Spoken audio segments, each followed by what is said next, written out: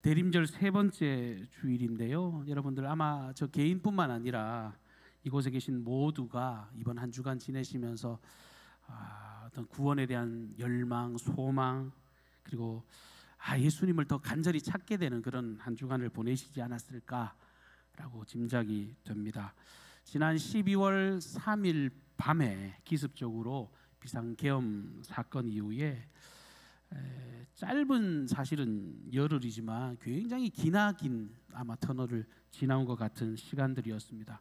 매일매일 새로운 뉴스들이 터져 나오고 또 내일은 또 어떤 일이 있으려나 그런 불안함들, 멍게찝찝함 이런 것들이 계속 몰려오던 시간들이 아니었나 생각합니다. 언론에서 보도되는 것처럼 한마디로 국가 비상사태임에 틀림없고 그것을 몸소 이렇게 직감하게 되는, 느끼게 되는 긴박한 순간들이었습니다. 어제 설교를 준비하는 그 시점에서 이 대통령 탄핵 결과가 아직 나오지 않았기 때문에 앞으로 어떤 일이 도대체 일어날라나 설교 준비하는데 좀 솔직히 집중도 잘 안 되고 하나님께 탄식하는 마음, 그렇게 간절히 소망하는 마음을 이 본문에 담아서 그렇게 설교를 준비하게 됐습니다. 오늘 본문을 보시면 하나님께서 하늘을 가르고 이 땅에 강림하신다라고 하는 사실을 가정적으로 생각을 한 이후에, 그리고 난 뒤에 그것이 결과적으로 이루어질 그 예측에 관한 내용이 오늘 본문에는 기록되고 있습니다. 우리 한글 성경으로 원하건대라는 그런 말씀으로 시작이 되고 있는데요, 히브리어 성경 루라고 하는 이 말은 간절한 염원을 담은 기원문이라고 하는 사실을 알게 하는 그런 수식어가 됩니다. 하나님 제발 원하고 원하는데요, 제발 좀 하늘을 가르시고 강림해 주십시오. 마치 옷을 찢는 것처럼 하늘을 찢고 당신들의 백성들이 처한 이 고통의 현장, 죄의 현장, 문제 현장 가운데 주님 달려와 주십시오. 제발 부탁입니다 라고 하는 애달픈 애원의 그 염원이 담겨져 있습니다. 이사야 선지자의 이 간절한 외침은 사실 인간 편에서 봤을 때는요, 너무 힘들어서 그런 거잖아요. 너무너무 절망스럽습니다. 너무너무 고통스럽습니다. 그래서 마치 하나님께서 계시긴 하는 것 같은데 저 하늘 저편에서 오히려 하늘을 방패막이 삼아가지고 하늘을 벽으로 삼아가지고 그 현실을 가리고 계신 것처럼 마치 저 하늘을 가려서 당신의 백성들을 외면하고 계신 것처럼 느꼈기 때문에 사람들은 이렇게 탄식할 수밖에 없습니다. 이토록 큰 고통 가운데 처해 있으면 하나님이 좀 말씀하시면 좋으련만 왜 침묵하실까? 지금 우리가 처한 환경보다도 어찌 보면 이사야 시대는 더 암울했을지 모릅니다. 당시 이스라엘 백성들은 바벨론이라고 하는 제국에 완전히 짓밟혀가지고 나라가 사라져 버렸고, 그리고 70년의 그 포로 생활 가운데서 크나큰 고통과 도무지 보이지 않는 그 희망을 쫓아서 절망하고 있을 그때 하나님은 소위 말해 코빼기도 안 보이십니다. 숨어 계시는 것 같아요. 외면하시는 것 같이 느꼈기 때문에 사람들은 이런 절규를 터뜨리고 있는 것입니다. 하나님이 왜 이스라엘을 위해서 아무 일도 하지 않으시고 왜 이렇게 그저 계신 겁니까?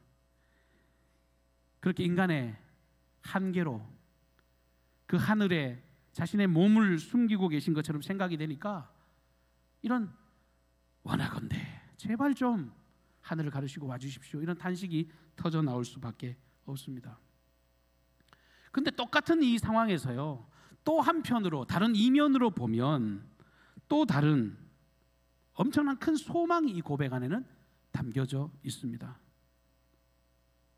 사람이 할 수 있는 일을 다 해봤을 때, 소위 극한의 위기 가운데 있을 때, 벼랑 끝 낭떠러지에 서 있게 될 때, 그때 할 수 있는 일이 뭘까요?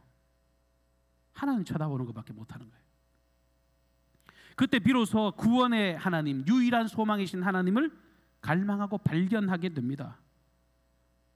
어찌할 수 없는 인생의 밑바닥을 경험하게 될 때, 나는 스스로 구원할 힘조차 없는 아주 초라하디 초라한 그런 연약한 존재에 불과하구나 그것을 인생이 고백하게 된다는 겁니다. 그래서 이 고통의 현실이 오히려 하나님을 향한 탄식과 원망이라기보다는 이제 내 삶의 유일한 소망은, 내 삶의 유일하게 붙잡아야 될 그 권세자는, 능력자는 오직 하나님 당신밖에 없습니다. 그것을 확실하게 고백할 수밖에 없는 것입니다. 오늘 이사야 선지자는요 간절히 고백합니다. 주님께서 하늘을 찢고 내려오시면 산들도 주님 앞에 벌벌벌 떨 것입니다.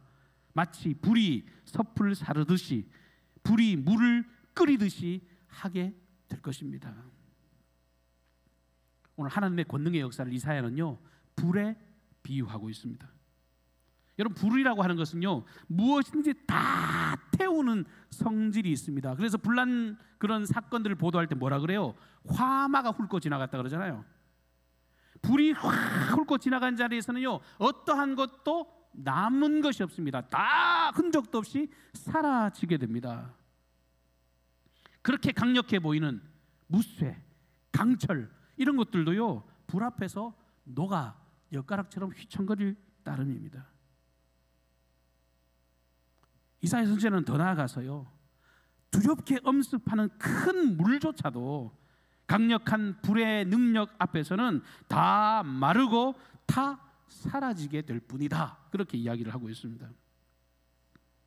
이 불과 같은 능력으로 임하시는 하나님의 능력이 자신들을 억압하고 자신들을 압제하고 자신들을 짓누르는 모든 세력들 앞에 나타나셔서 그들을 꺾으시고 그들을 벌벌 떨게 해달라고 그렇게 간청하고 있는 것입니다.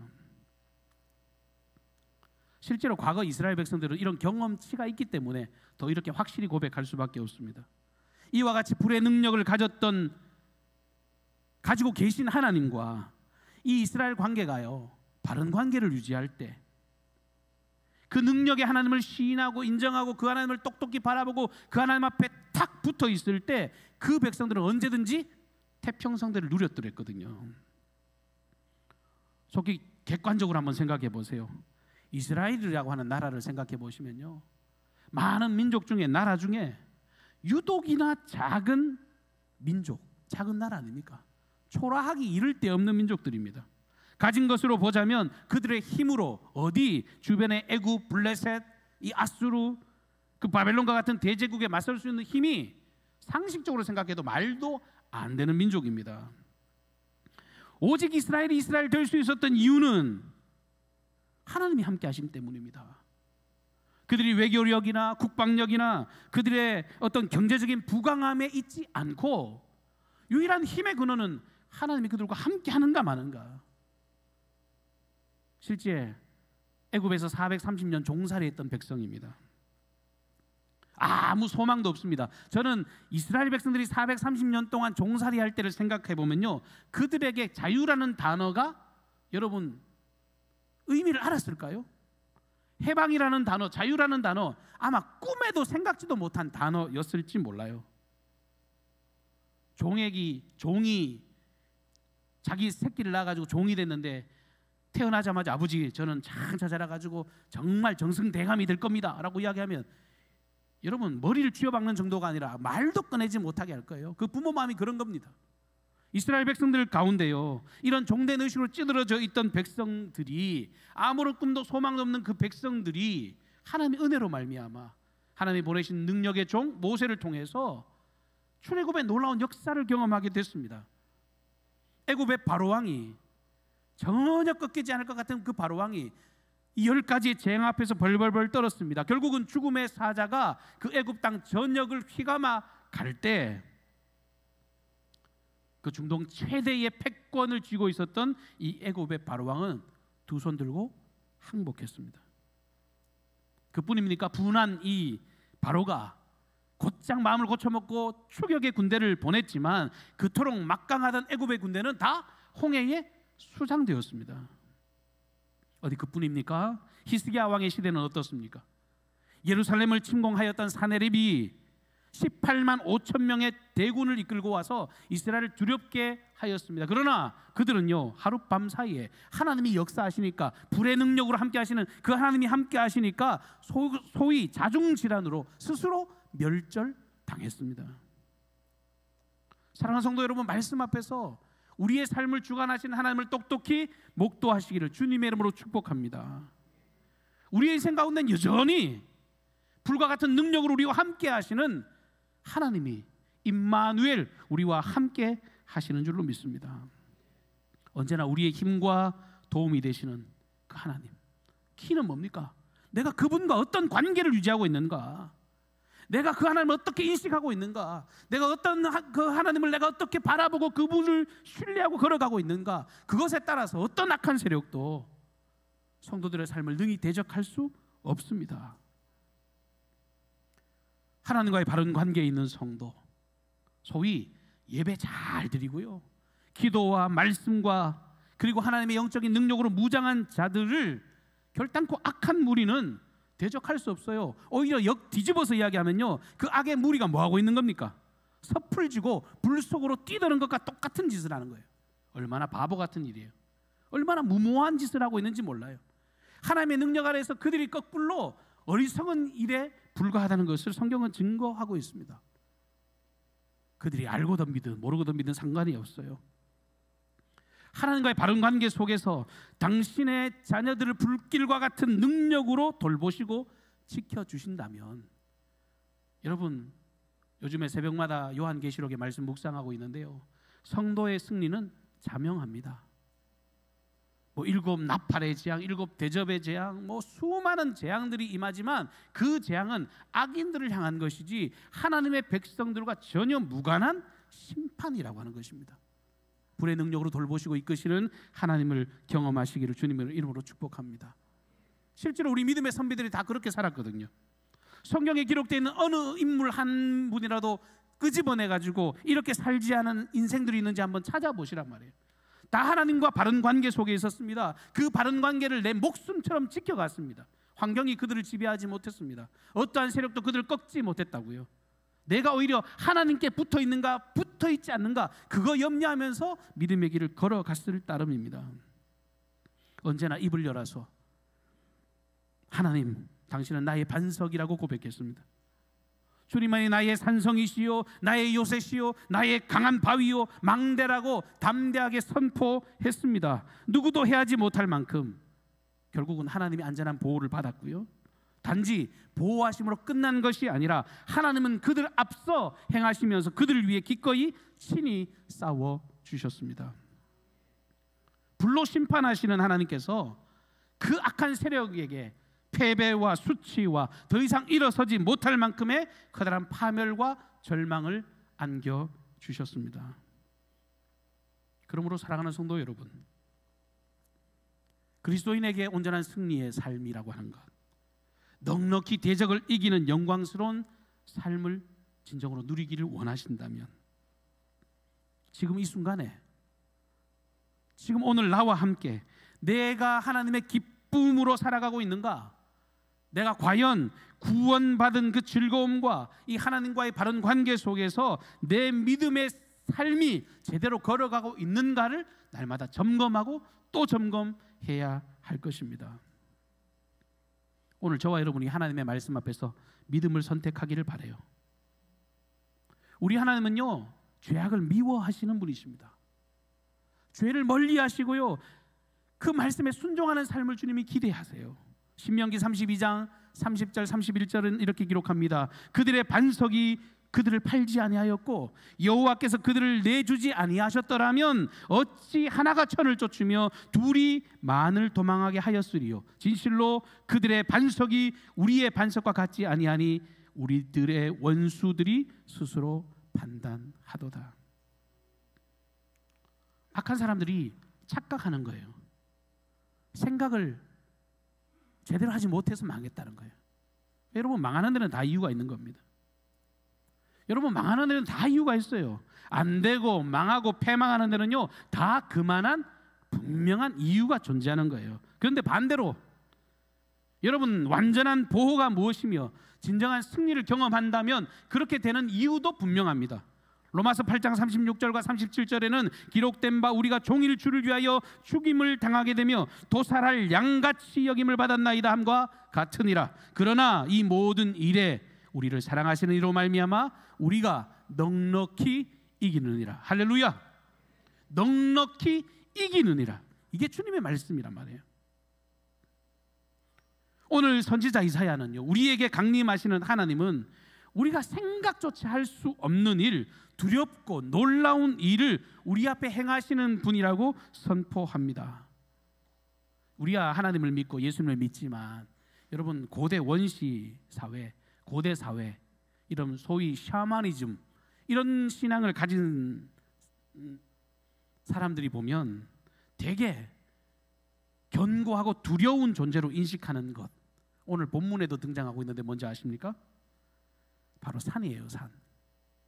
우리가 살아가고 있는 지역은 이 해발 48m, 그것도 산이라고, 옥녀봉, 이 강경산이 하나 있는데 올라가면 너무 예쁘지요. 나지막한 산이고 그 올라서면 너무너무 예뻐요. 그러니까 산 그러면 그저 이쁜 정도로만 여러분 생각하실지 몰라도요, 그 산을 한번 올라가 보세요. 높은 산 봉우리에 올라서면, 혹은 그 봉우리 아래에 있는 그 계곡에 들어서 보면 어떨 때는요, 낭만보다는 아이고 무섭다, 이런 두려움이 찾아올 때가 있습니다. 한 10여 년 전쯤에 제가 네팔, 이 카트만두 수도인 카트만두를 다녀온 적이 있는데, 아침에 숙소에서 자고 일어나서 탁 봤더니 우리가 여기 옥녀봉이 보이는 것처럼요, 정말 가까운 어떤 봉우리가 눈에 탁 들어와요. 근데 그 봉우리라는 게 제가 말씀드린 봉우리가 아니에요. 세계에서 제일 높은 산 8,848m짜리 에베레스트 산이 눈앞에 쫙 펼쳐지는데요, 설산이, 하얀 산이 제 눈앞에 떡 하고 보여지는데, 여러분 저도 모르게요, 압도되는 느낌을 받아요. 엄청난 신비감이 물려옵니다. 두려움이 엄습합니다. 그래서 그 네팔 같은 데는요, 그 산을 경외하지요. 실제로 거기에 따르는 어떤 종교들이 형성이 될 수밖에 없습니다. 무서워요. 근데 만일 여러분들이 그 산 한가운데, 혹은 그 계곡 한가운데, 그 밀림 한가운데 갇혀 있다면 그 산이 주는 압도감 아마 감당치 못하실 겁니다. 근데 오늘 말씀을 보시면 이렇게 견고한 산이, 이렇게 두렵고 떨리는 그 산이 어떻게 된답니까? 하나님 앞에서 흔들린다고 표현합니다.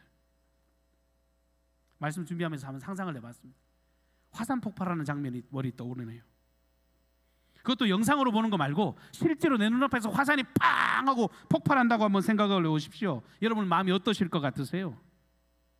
평생 살면서 꼼짝도 안 할 것 같은 그 자리에 그냥 서서 막 우리에게 두려움을 줄 것 같은 그 산이 불을 뿜어냅니다. 강하게 흔들립니다. 온 지각이 뒤틀려서 흔들리는 그 현장을 보면서 지금 이사야 선지자는요, 그것을 가능하게 하신 하나님을 목도하고 있는 겁니다. 저렇게 꿈쩍도 안 할 것 같은 게 움직이는구나, 저렇게 정말 엄청난 능력을 가진 것도 하나님의 권능 앞에서는 정말 엿가락 휘어지듯이 휘어지는 존재로구나. 그러므로 주님을 진짜 경외하는 분, 하나님의 강림하심, 그분이 행하시는 일하시는 그 모습을 똑똑히 바라보는 사람들에게 여러분 두려움이 있다면 그게 오히려 더 어색하고 이상한 모습 아니겠습니까? 두려움보다 하나님 일하심에 대한 기대감, 그분에 대한 경외심, 그분의 전능하심에 대한 그 절대 순복의 역사가 일어나는 게 어찌 보면 당연한 일인지 모릅니다. 여러분 인간의 편에서 이렇게 생각할 수밖에 없는 이유를 세 가지로 말씀드릴 수 있을 것 같아요. 첫째는 똑똑한 척하지 마시란 말이에요. 하나님에 대한 지식의 한계 때문에 그런 겁니다. 내 생각에 하나님을 맞추고 살다가 나중에 아니었네, 소위 뒤통수 맞고 나면요 충격이 클 수밖에 없는 겁니다. 두 번째, 하나님에 대한 우리의 체험의 한계 때문에 그래요. 우리는 다 정답을 아는 것처럼 일합니다. 그러나 우리가 경험한 하나님은요, 내가 기대하지 못하는 일로 역사하시는 분이란 말이에요. 세 번째, 하나님이 행하실 일을 예측할 수 있나요? 예측할 수 없기 때문에 우리가 그분 앞에 경배할 수밖에 없는 것입니다. 그런데 내 짧은 생각에 하나님을 재단합니다. 하나님 내게 이렇게 좀 해주시면 좋겠고 저렇게 좀 해주시면 좋겠고 나는 정말 이런 답을 가지고 있으니까 하나님 내게 맞추시오. 하나님을 자기 생각에 가두어 놓고 내 결정과 내 방법을 의지하는 인생, 그런 인생이 어찌 하나님의 구원을 누리며 하나님의 광대하심을 자기 것으로 누리며 그 하나님께 소망을 두며 살아갈 수 있겠냐 말입니다.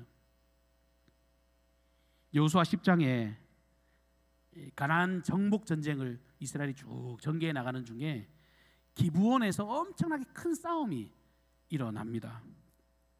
이스라엘 백성들이 정말 광야를 지내고 이 여리고 성을 점령하고 이 아이 성을 점령했다라고 하는 소식을 듣고 이 기브온 땅에 있는 이 기브온 왕이 이스라엘과 화친을 맺게 됩니다. 잘 됐으면 좋은데 이 이스라엘과 기브온이 화친을 맺었다는 소식을 듣고 그 당시에 예루살렘의 왕이었던 아도니색이 아모리 족속의 5 왕들과 연합군을 이루어서 이스라엘을 공격합니다. 여러분 몇 개국이라고요? 5 왕들과 연합국입니다. 객관적인 전력 앞에서 말이 되지 않아요. 승승장구했던 이스라엘조차도 이제는 객관적으로 밀릴 지경에 이르렀습니다. 두려운 상황 가운데 있었습니다. 그러나 하나님이 그들과 함께 하셨죠. 그 전쟁에 관해서 여호수아 10장 12절 이하에는 이렇게 기록합니다. 여호와께서 아모리 사람을 이스라엘 자손에게 넘겨주시던 날에 여호수아가 여호와께 아뢰어 이스라엘의 목전에서 이르되 태양아 너는 기브온 위에 머물라 달아 너도 아얄론 골짜기에 그리할지어다 하매 태양이 머물고 달이 멈추기를 백성이 그 대적에게 원수를 갚기까지 하였느니라. 야샬의 책에 태양이 중천에 머물러 거의 종일토록 속히 내려가지 아니하였다고 기록되지 아니하였느냐. 여호와께서 사람의 목소리를 들으신 이 같은 날은 전에도 없었고 후에도 없었나니 이는 여호와께서 이스라엘을 위하여 싸우셨음이니라. 아멘. 이 전쟁에서는요 하나님이 개입하셔서 막 승리를 하는데 막 몰고 가는데 해가 질 것 같으니까요 태양이 머물렀다 그럽니다.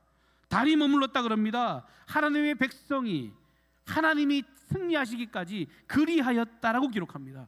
전무후무한 역사가 그 시점에서 일어났다고 성경은 기록하고 있습니다.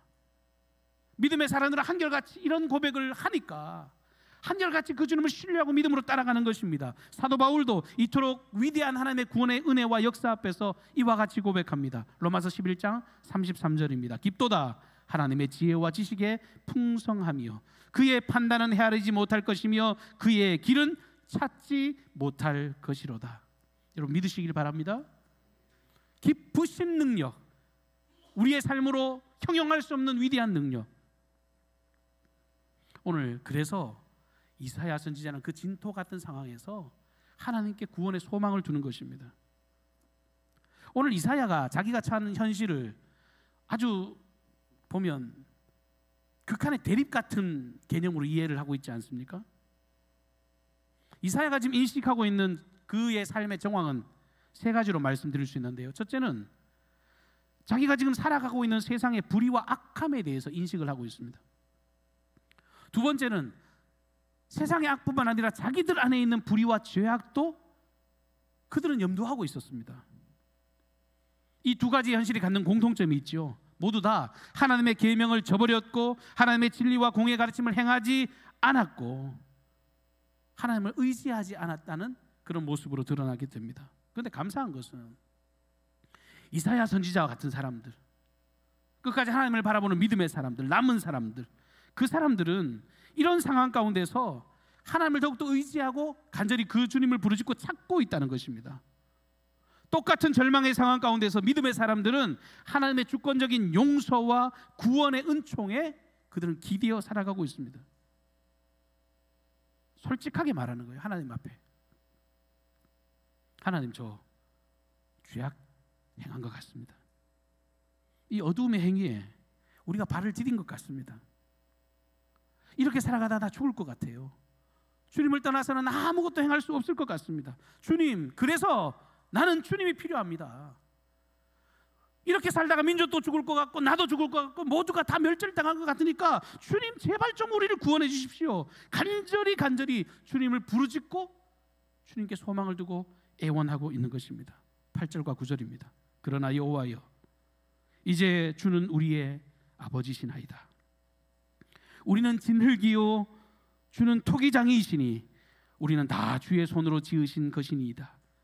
여호와여 너무 분노하지 마시오며 죄악을 영원히 기억하지 마시옵소서. 구하오니 보시옵소서. 보시옵소서. 우리는 다 주의 백성이나이다. 여러분, 우리가 어느 시점에 서 있을지가 명확해지지 않습니까? 우리가 지금 대림절 세 번째 주일을 지내면서 우리의 마음엔 늘 예수님, 예수님, 예수님, 주님을 기다리고 또 대망합니다. 주님이 필요합니다. 주님이 유일한 소망이십니다. 인간 사이에 어그러진 문제, 이 죄악의 수레, 여러분 인생이 스스로 해결하지 못하니까 하나님이 개입하시는 겁니다. 인간이 스스로 자기를 구원할 수 없으니 주님이 인간의 몸을 입고 이 땅에 오셔서 그 대속의 죽음을 통해 새로운 구원과 소망을 이루어 주신 것입니다. 이 일을 위해 주님은 아무런 대가도 요구하지 않으셨고요, 무조건적으로 거저 주시는 그 은총으로 저와 여러분에게 구원의 손길을 내밀어 주셨습니다. 마치 오늘 본문 7절에 있는 말씀처럼 스스로 아무런 힘도 없고 스스로 주님의 이름을 부를 수도 없고 구원의 길도 찾지 못하기 때문에 하나님께서 친히 우리에게 찾아와 주셔서 이 구원의 놀라운 은총을 허락해 주신 줄로 믿습니다. 한마디로 주님의 주권적인 은혜의 개입으로 오늘 우리가 이 자리에 서 있으니 우리가 살아가는 것 자체가 기적 중에 기적이 아니고 무엇이겠습니까? 베드로전서 2장 10절에 베드로 사도는 이렇게 고백합니다. 너희가 전에는 백성이 아니더니 이제는 하나님의 백성이요 전에는 긍휼을 얻지 못하였더니 이제는 긍휼을 얻은 자니라. 사랑하는 성도 여러분, 말씀을 맺겠습니다. 이 나라 이 민족 처한 환경, 여러분 어떤 모습으로 이 세상을 해석하고들 살아가고 계십니까? 여러분의 가정사를 다 알지 못하지만 각자가 가진 처한 삶의 여러 가지 정황들이 다를 것입니다. 오늘날 우리 교회의 현실 속에서 우리가 가정이 됐든 교회가 됐든 세상이 됐든 우리가 늘 고민하고 염려해야 될 것, 그것은 하나님의 준엄한 뜻을 바라보는 것인 줄로 믿습니다. 통위장이신 하나님, 여러분 하나님이 토기장이심을 믿으시길 바라요. 그런데 토기장이신 하나님 앞에 하찮고 보잘것없고 연약한 진흙 주제에 이러쿵저러쿵 훈수두지 않는 인생이 되시기를 주님의 이름으로 축복합니다. 인생의 교만함을 내려놓고요, 오히려 그 극한의 위기 가운데서 이 절대 주권의 역사와 구원의 역사, 그리고 우리의 죄악됨을 고백하며 이 나라 이 민족 세계 열방을 위해서 기도하시는 성숙한 그리스도인이 되시기를 주님의 이름으로 축복합니다. 사랑하고 풍성하신 주님 은혜를 감사합니다. 하나님의 전능하심을 오늘 말씀을 통해 고백하게 하시고 절규가 아니라 소망으로 하나님 우리에게 임하여 달라고 기도케 하시니 감사를 드립니다. 평생 우리의 기도가 되게 하여 주시고 평생 우리의 구원의 소망으로 오신 예수 그리스도를 환영하고 모셔드리는 믿음의 인생들이 되게 하여 주시옵소서. 에녹이 하나님을 기쁘시게 함으로 하나님과 동행함으로 하나님께 올림을 받았던 것처럼 매일매일의 삶이 주님의 기쁨이 되게 하시고 하나님의 선을 추구하는 거룩한 믿음의 인생들 되게 하여 주시옵소서. 특별히 이 대한민국을 긍휼히 여겨 주셔서 이 모든 어두움의 터널이 사라지게 하여 주시고 복음으로 다시금 통일되어지는 위대한 대한민국이 될 수 있도록 다시금 일어나게 하여 주시옵소서. 이 일을 위해 선봉에 기도하게 하여 주시고 그리스도인 대자들로서 우리의 삶을 돌아보아 정직하고 진실함으로 행하는 아름다운 인생들 되게 하옵소서. 삶의 모든 걸음을 주님께 의탁하옵고 예수님의 존귀하신 이름으로 기도하옵나이다.